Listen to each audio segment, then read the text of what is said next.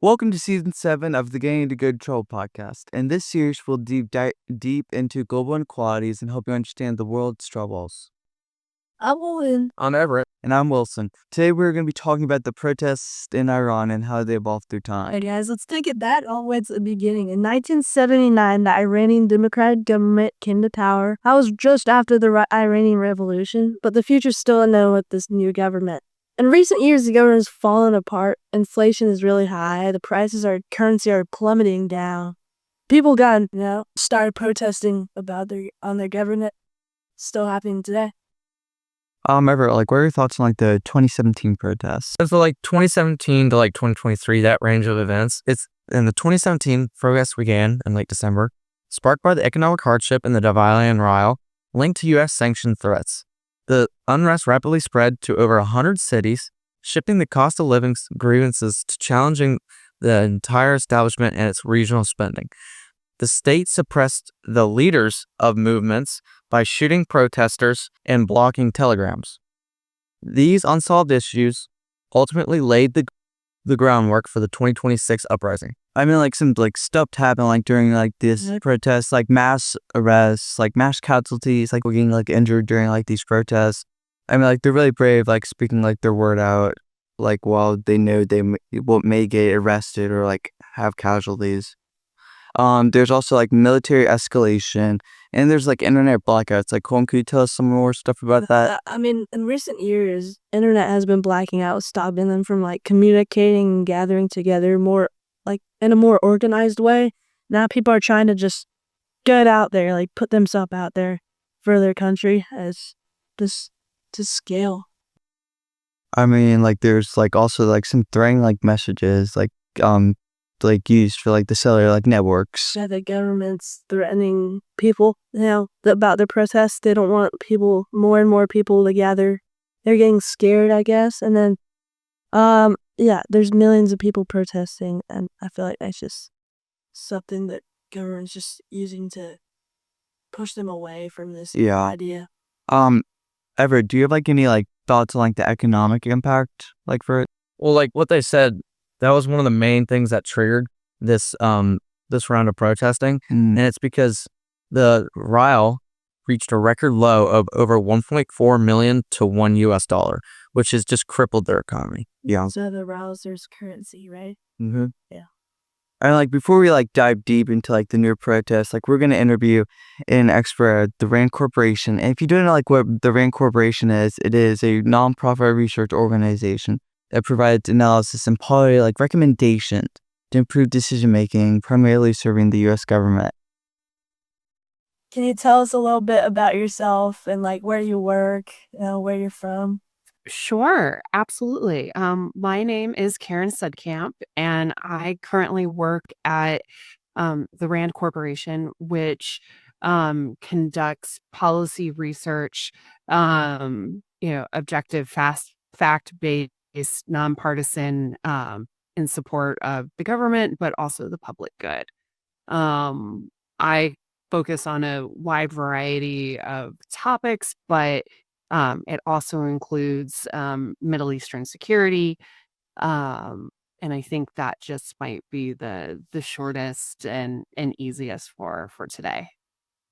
What originally got you interested in starting these protests in Iran, or just in general? So, I mean, Iran does have a very long history of protesting. This goes back decades. It contributed to the fall of the Shah in 1979.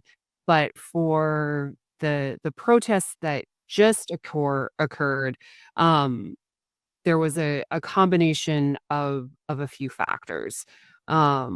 One was, I think, the lingering effects of the Israeli and U.S. military strikes over the summer of 2025, and just kind of the increasing poor economic situation throughout Iran, um, and then increased dissatisfaction against, like, towards the regime, not being able to provide security, to be able to provide, economic growth, kind of all of those different things. And so, um, I don't think that there was one element, but there were multiple elements. Mm. Yeah. How long have you been following these protests for? So, I have been looking at and studying Iran, I would say, on and off since 2008. So, for this particular round of protests, I kind of started noticing just some really interesting, whether it was a social media post or some limited press reporting about protests occurring within the Iranian bazaars or within the markets, and then them expanding. So I'd say pretty early on, I was kind of at least aware of something was going on, and it actually kind of seemed a little bit different than usual. Mm. Like, have these like protests like affected other parts of the world, or like if they have? I mean, I think there's mm, like I think in terms of other, movements, I think there's always the reminder that um the Iranian regime is incredibly repressive, um and really not supportive of its population. Um and so I think that I think that the protests and the violence in particular have reminded many people throughout the world that things aren't okay in Iran, and people are suffering. But the Iranian population is also, they're still trying to fight. They still have their voice. They still are doing what they can to to share what's going on, to improve their lives, improve the lives of their fellow countrymen. So um I mean, unfortunately has not moved the needle enough or a lot, but um I in some it gives me a little bit of hope, that Iran and Iranians can hopefully choose their system and their leaders freely in the Mm. future. How has the ongoing economic crisis, like such as high inflation and unemployment, contributed to this? I think it's been a significant indicator. I think it's been a significant contributor. I'm trying to think of specific numbers and things off the top of my head, which are not, I'm sorry, coming at the moment. Um, but kind of rampant inflation over, I mean, it's been happening for a while, but particularly I think since the summer of 2025, and just coupled with increased sanctions, normal Iranians cannot, really survive, having problems feeding themselves, making sure that their families are fed, making sure that their jobs are providing adequate salaries and things. Um, and so I think the economy was a really big element, and the government's inability to lift sanctions, improve the economy, anything like that, um, was absolutely a primary issue. Yeah. Yes. Thank you for your time. It's been great having you. Thank you. All right, so now we're talking about the 2026 ongoing events, like we probably heard in our interview. In the ongoing 2026 protests, following a similar economic trigger, 1.4 million per dollar, as we said before. Um, It reached over 31 provinces in Iran, and it's just growing. So far, there's been violent massacres, largest in Iranian history, huge millions of people protests, and it's right now, like you said before. Um, the internet, or Everett, you want to talk more about the internet blackouts to modern day? Yeah. So like recently, they've had some of the biggest internet blackouts they've seen in their history because they're trying to stop people communicating and planning these protests. Millions are now protesting, but however, the military is approving more and more chances to use live rounds on the protests. I mean, let's look at some like similarities and like differences. Like in 2017, the protests like were significant, like spreading to like more than 100 cities. While in 2026, like now to this day, the movement has manifested to 186 cities across all 31 provinces of Iran. They're just showing the scale of their growth of these protests over the years. I mean, it's just something to think about. And in like 2017, like the government like primarily like used like physical force and blocked Telegram, a popular like messaging app around Iran.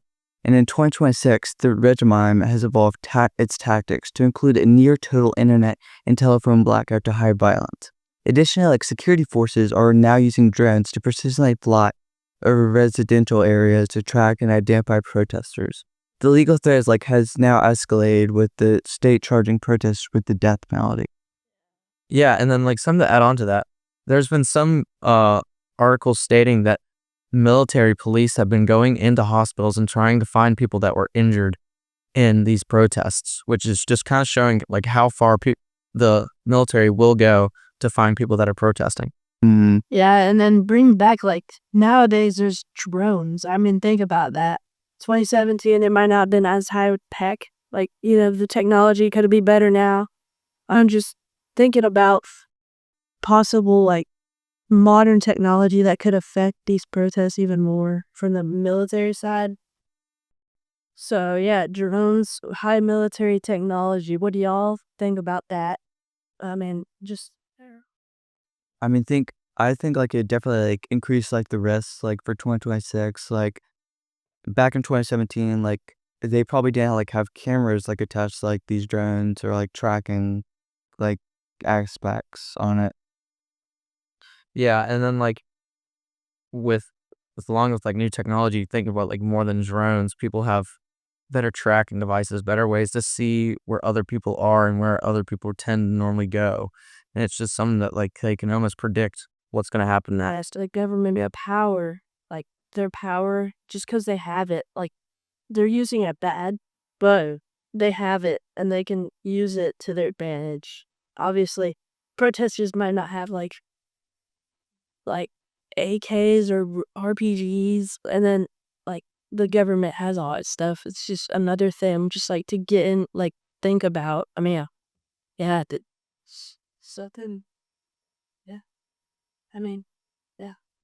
Well, guys, I guess that really just wraps up our little topic. It's been very interesting. I think that we can grow from this. We can see people outside the country and just hone in on their inequalities.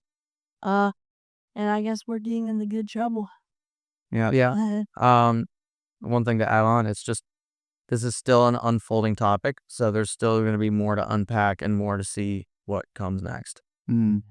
Thanks for listening and getting into good trouble. Yeah, thank you. Thank you.